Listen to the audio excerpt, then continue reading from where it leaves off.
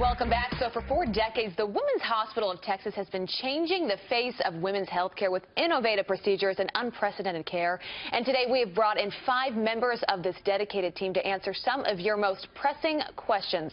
I'm so excited for this. Joining us for the HCA's Women's Hospital of Texas, Ashley McClellan, Connie Farrow, Joni Hare, Tal Gospin, and Hillary Boswell. Welcome all of you guys to the couch. Thank you. I feel like I'm in very good hands in the middle here. All right, Ashley, let's start with you. How are you all changing the face of health care for women? It is probably the most important issue we face today. No, absolutely. And I would say for the past 40 years, the Women's Hospital of Texas has been dedicated to the care of women and children. And we've been the #1 hospital for women in Houston and the surrounding areas.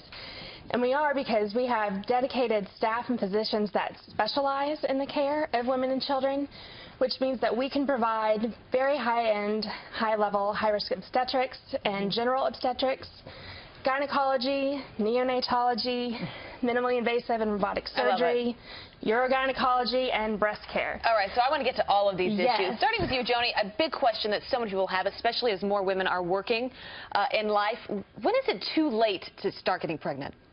Well, we've seen Janet Jackson, who's now 50, so. Right, that is a good point. But women, really, because they are pursuing a career in 30, 40, I even delivered a 50-year-old recently in the last few months, and more women, because they are older, are having babies late. An age. First of all, you need to be in great medical shape. Second of all, you need to find the right doctor who can help you get pregnant. As you get older, there are risk factors that are associated with that, with the baby. A mom over 40 or older has a high risk of the baby having a chromosome abnormality. The mom herself has to be in excellent medical condition. So, you know, right now we all see Janet being pregnant, but I will probably say a woman over 40, maybe up to 50, with special help from special OB high-risk doctors or OB infertility doctors. Another big question once you get pregnant, Connie, is what do you eat? What should you avoid? Right. In pregnancy, there's a lot of misconceptions that you need to eat for 2.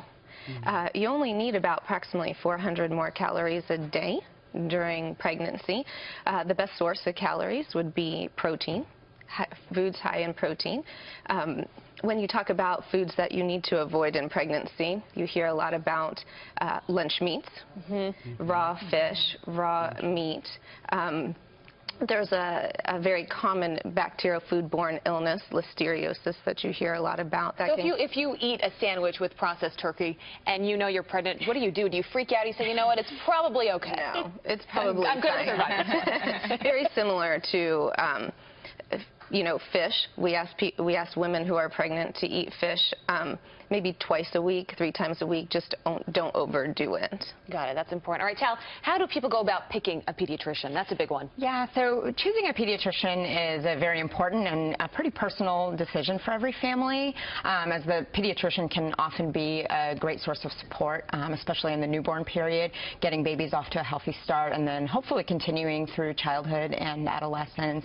And I think for a lot of families, choosing, you know, a doctor who is close to them, they might think about, you know, the hours of operation, but I think personal factors such as communication, personality, and certainly experience. Yeah, you have to get along. You have to like each other. Absolutely. Big one. One of the great things at the Women's Hospital of Texas is many of the pediatricians actually provide prenatal visits for families who are expecting babies, and so they can learn about the office setting prior to the baby being delivered, which can really help to minimize some of the stress and pressure afterwards. That's great. All right, Hillary, we hear a lot about the importance of HPV, especially for young teenage women. Absolutely. So, you know, the HPV vaccine is one of only 2 available that can prevent cancer. So that's something I strongly recommend that parents can do now to prevent a really common disease with potential deadly consequences later. So really recommend that girls and boys between the ages of 11 and 12 get started on that series. And if they haven't, it's not too late. It's indicated up until age 26. So really, you know, for the HPV vaccine, it's better late than never. One. I remember getting that. Everyone, this has been such an important segment that every woman should be watching. Thank you all for being here. I just turned 30. I have a feeling I'm going to have a number of texts from my mom and mother-in-law. You better get on it. Let's get going. Thanks you guys so much.